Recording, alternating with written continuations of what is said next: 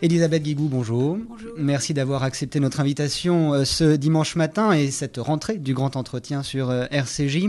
François Hollande a déclaré hier depuis Châlons en Champagne que nous sommes devant une crise d'une gravité exceptionnelle. Le constat depuis quelques semaines, pour ne pas dire quelques mois, semble évident. Mais selon vous, par quoi passe une solution ou en tout cas une sortie de cette crise ? D'abord, c'est vrai que le constat ne date pas d'aujourd'hui ni d'hier. Je pense que le président a bien fait de rappeler que nous sommes véritablement dans une mutation. Voilà. Ce n'est pas simplement une crise conjoncturelle. Sinon, il y a longtemps qu'elle serait surmontée. Nous avons besoin de prendre toute la mesure des réformes qu'il va falloir faire. Bon, il faut réorienter l'Europe. Le président de la République a commencé. Ce n'est qu'une première étape. Il va falloir aller beaucoup plus loin.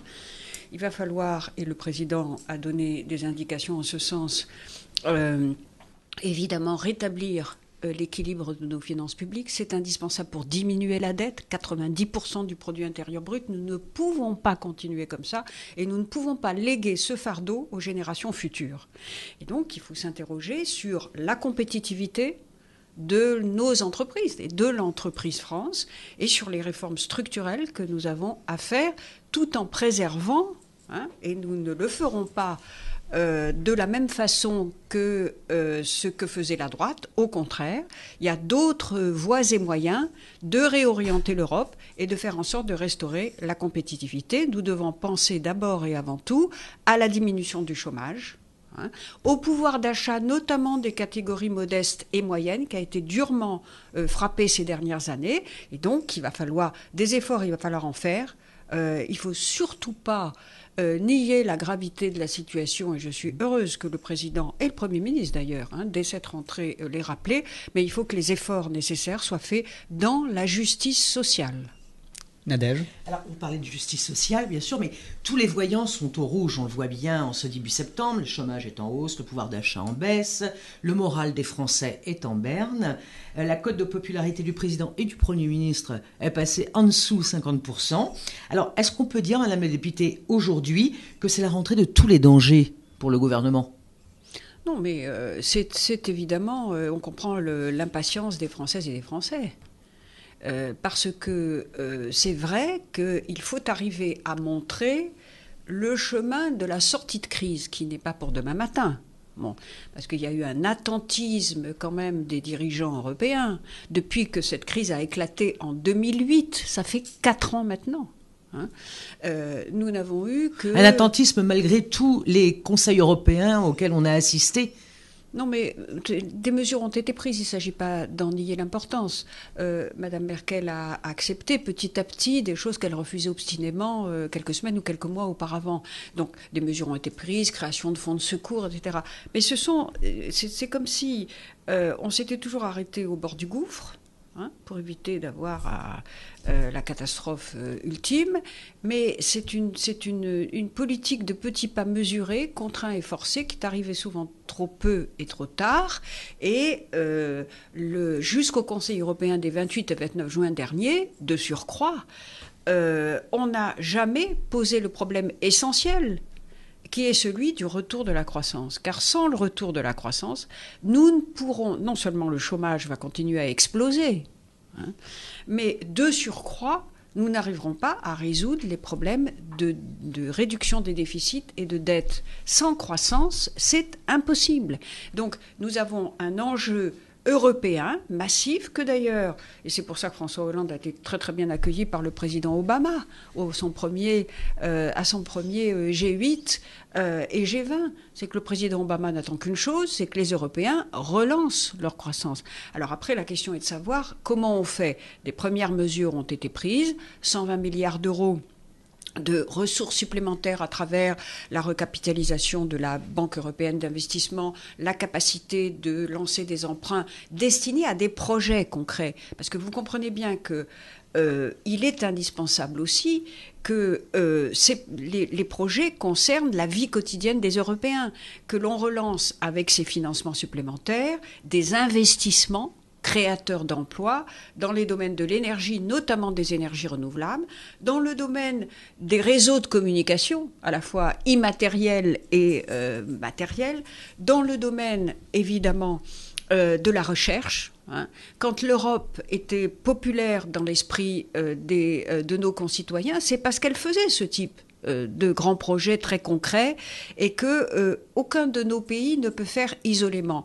Et enfin, que l'on ait cette taxe sur les transactions financières, heureusement, deuxième élément obtenu par le président Hollande au Conseil européen de juin, qui est destiné à donner des ressources propres au budget communautaire pour financer l'emploi, la formation et l'aide au développement, c'est-à-dire un volet de politique étrangère européenne qui soit suffisamment conséquent. Et troisièmement, troisième décision très importante obtenue, la supervision bancaire. Ça va se mettre en place, vous avez vu les déclarations du commissaire français Michel Barnier, qui est chargé de cette question.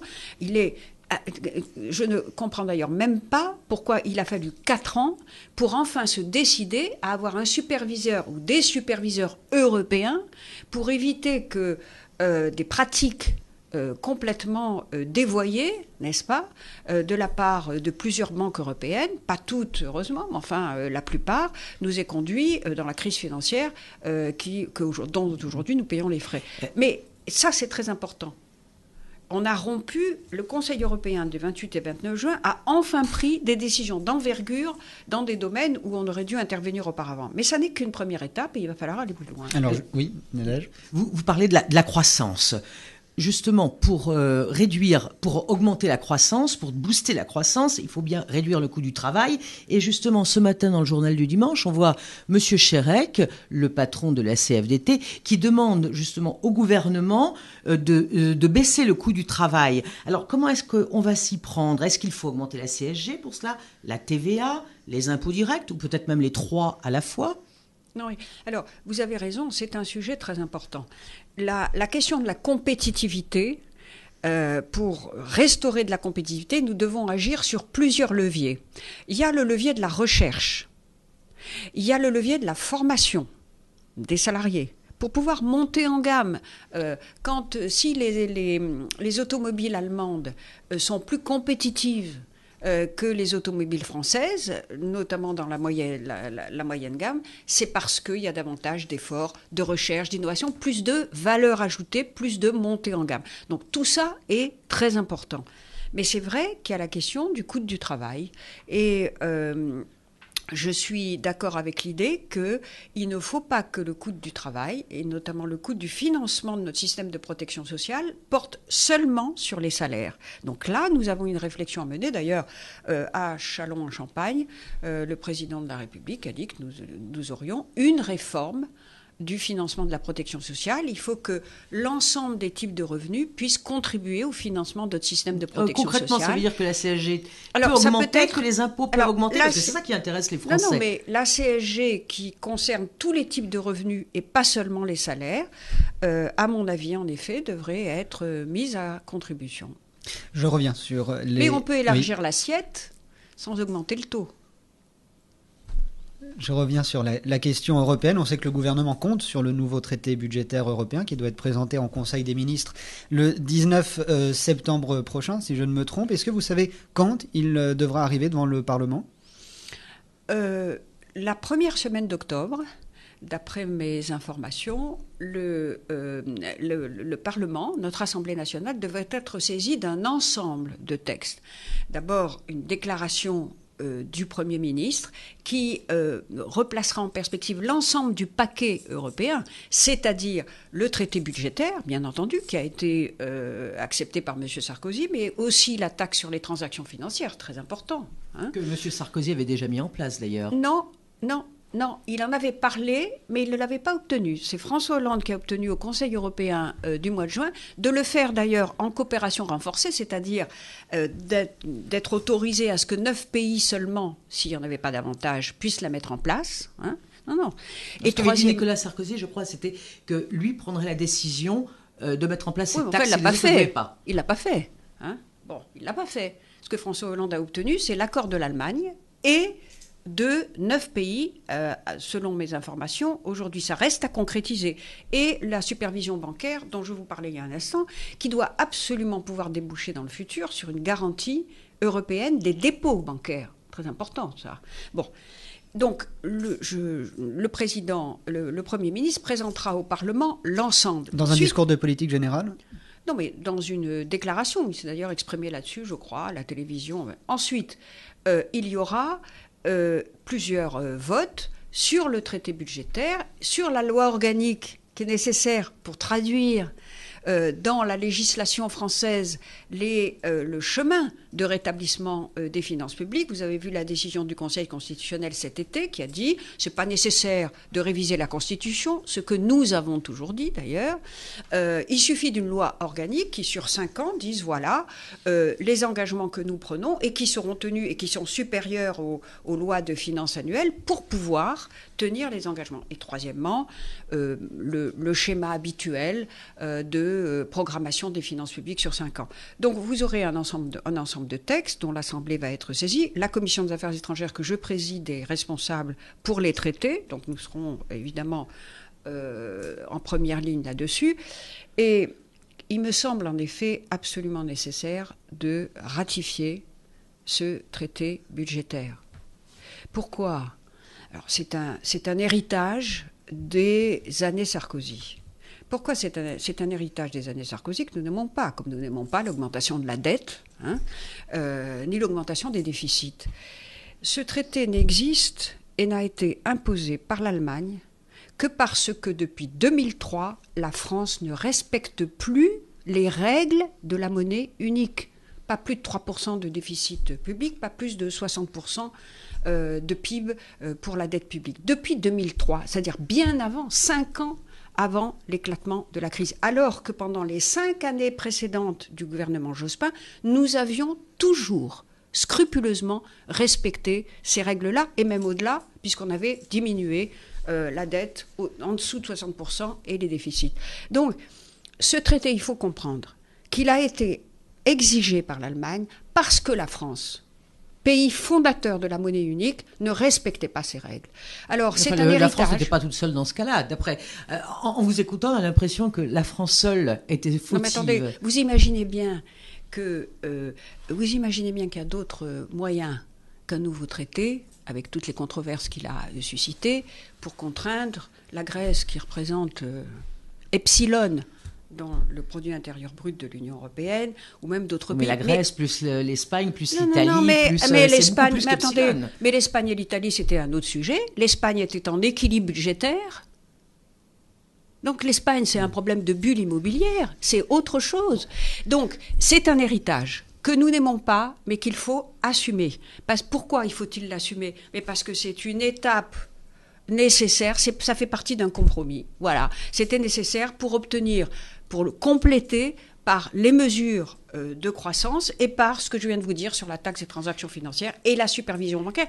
Et aussi, c'est nécessaire pour aller plus loin. J'ajoute que ce traité, d'ailleurs le Conseil constitutionnel l'a souligné, il n'était pas indispensable. Et vous avez dans les traités européens, Maastricht, Amsterdam, le pacte de stabilité révisé par les règlements de la Commission et les directives de 2011, vous avez tout ce qu'il faut pour faire respecter. Donc c'est bien un traité politique destiné de la part de l'Allemagne à dire à la France, autre pays fondateur de la monnaie unique, on ne peut plus tolérer.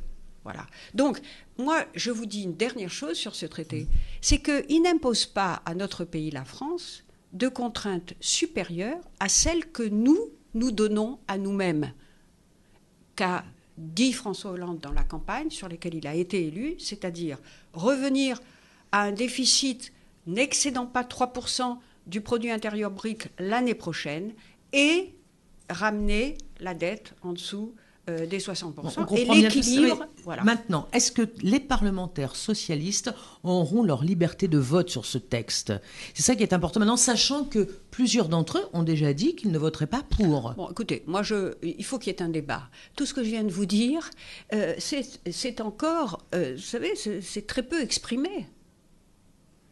Donc, il faut que le débat ait lieu. On a trop fait l'Europe en catimini, loin des débats parlementaires. Je veux que ça change et je peux vous dire que je vais faire en sorte que la Commission des affaires étrangères, sous ma présidence, qui ne s'est jamais vraiment beaucoup occupée des questions européennes, eh bien, fasse en sorte que notre Parlement national, avec la Commission d'ailleurs des affaires européennes, puisse intervenir et organiser des débats à des moments cruciaux de tout ce processus de surveillance budgétaire. Comment ?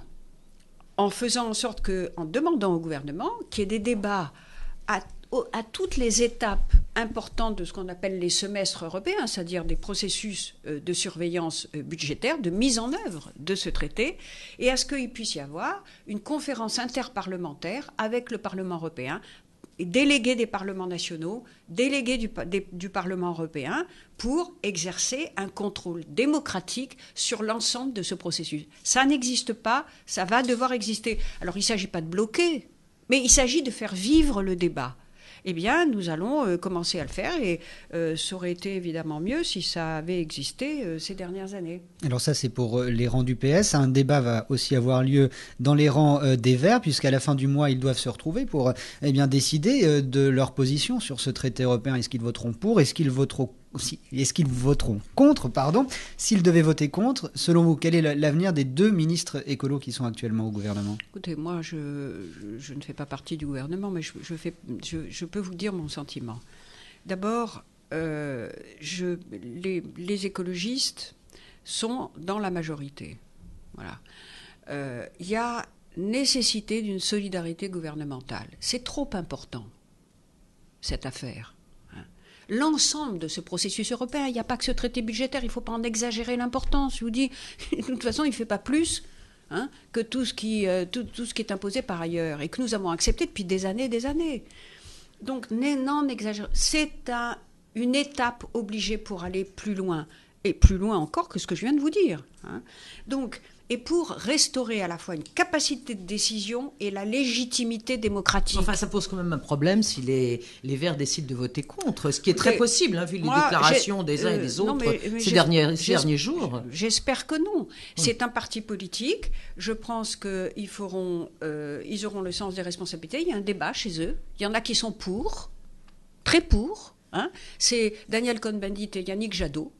Qui, à La Rochelle... Oui, Jean-Vincent Placé est très contre aussi. Non, mais peut-être. Mais il y en a qui sont très pour, il y en a qui sont contre, et il y en a qui essayent de trouver une position commune.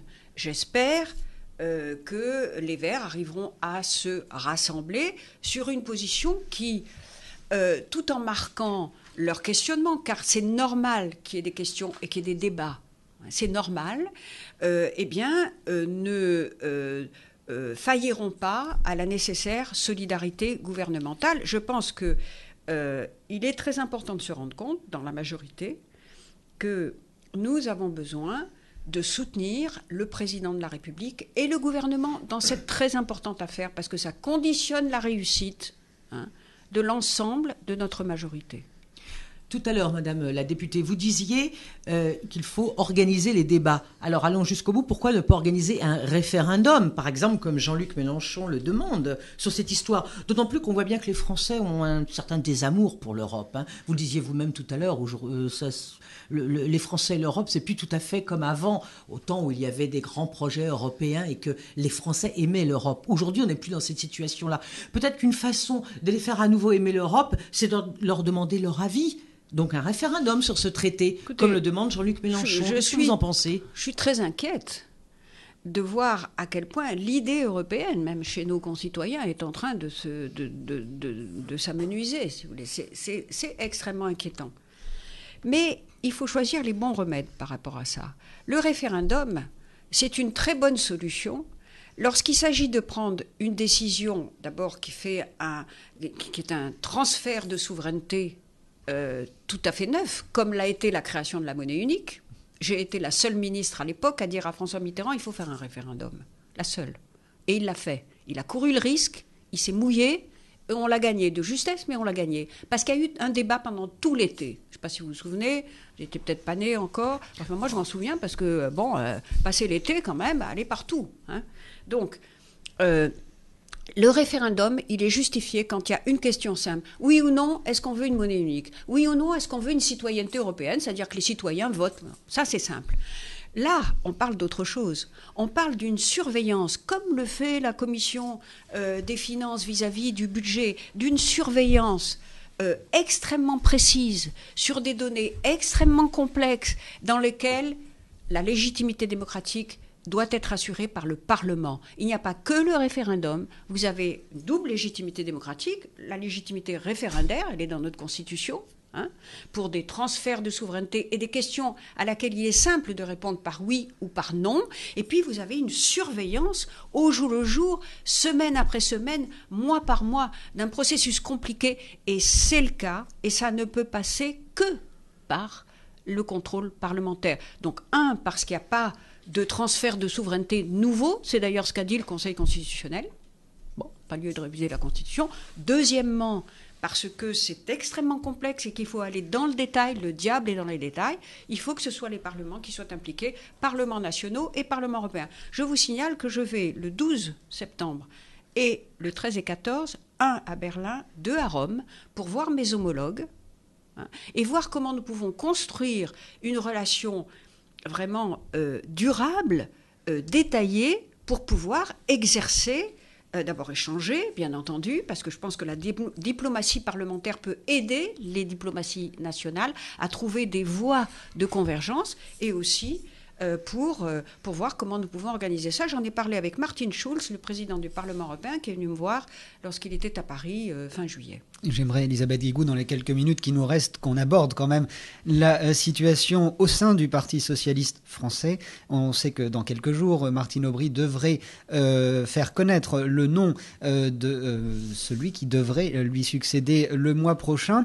Au mois d'octobre, donc, lors du prochain congrès, le Parti socialiste avait donné un certain exemple de démocratie avec les primaires avant les présidentielles. Ce mode de désignation là pour choisir le successeur de Martine Aubry, donc qui sera le prochain premier secrétaire, c'est Martine Aubry, actuel premier secrétaire, qui choisit son successeur. Est-ce que ça vous paraît cohérent avec l'exercice précédent qui était la désignation donc par tous les militants socialistes du candidat à la présidentielle? Il y a des nouveaux statuts que tous les militants du Parti socialiste ont approuvé, mais ce sont les militants qui vont voter au prochain congrès sur la proposition faite par la première secrétaire. Bon. Voilà. Donc je pense que le processus démocratique est respecté. Et évidemment, d'abord, moi je veux dire à quel point Martine Aubry a fait un excellent travail à la tête du Parti socialiste. Depuis 4 ans, on a vraiment le Parti socialiste a gagné toutes les élections. Y compris l'élection présidentielle, quand même la mère de toutes les autres. Et puis, c'est vrai que le Parti socialiste a initié un travail de fond et qu'il y a de grandes réformes auxquelles moi je suis très attachée. Par exemple, la fin du cumul des mandats. Qui pose problème chez vous, apparemment. Oui, mais ça, c'est pas nouveau. Ça, normal, qu'il y ait des réticences. Moi qui n'ai qu'un seul mandat et qui ai refusé d'être maire, et ça m'a coûté, je peux vous dire, en Seine-Saint-Denis. Si j'avais accepté, bref, je ne veux pas revenir sur le passé, mais c'est vrai, c'est compliqué.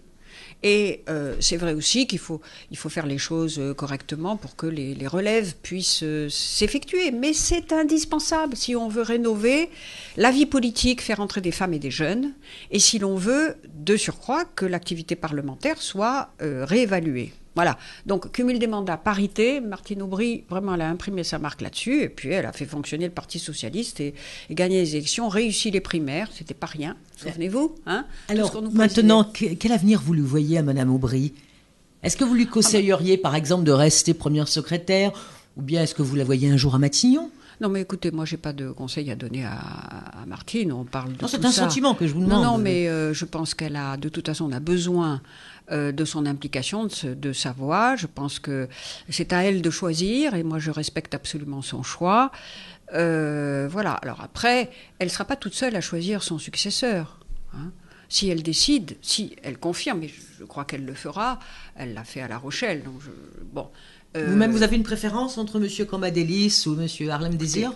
Oui, j'ai une préférence, et je pense que ce qui est plus important, c'est que on puisse s'assurer que le successeur de Martine Aubry réalise le rassemblement le plus constructif et le plus large possible au sein du PS. Car nous avons besoin d'un PS rassemblé, c'est-à-dire que toutes les composantes du parti soient représentées dans la direction.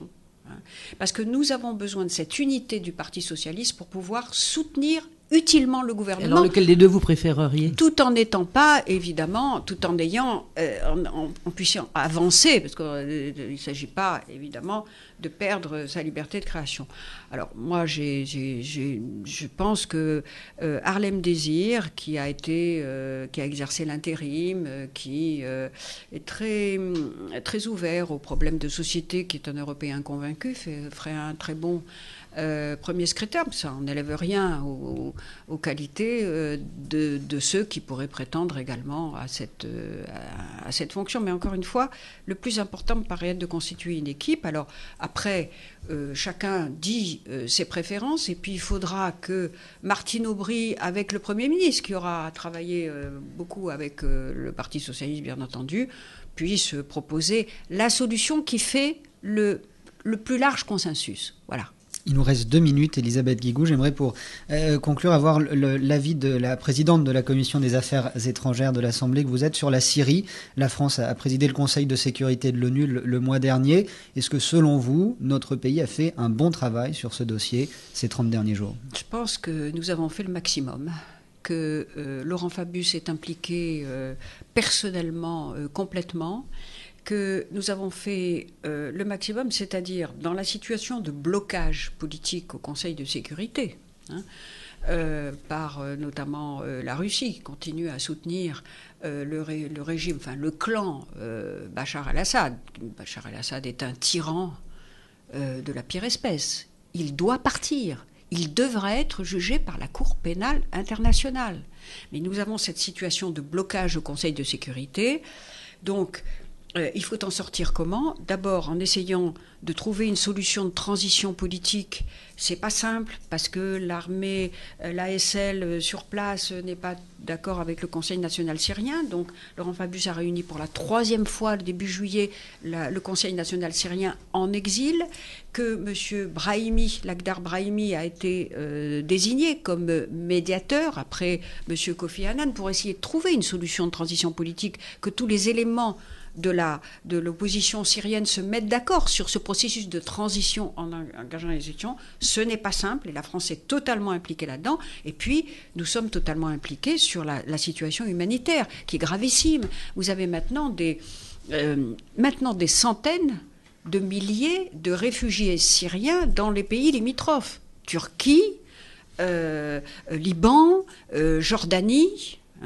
Et notamment, Laurent Fabius m'a parlé de ce camp en Jordanie, dans plein désert, qu'il avait visité.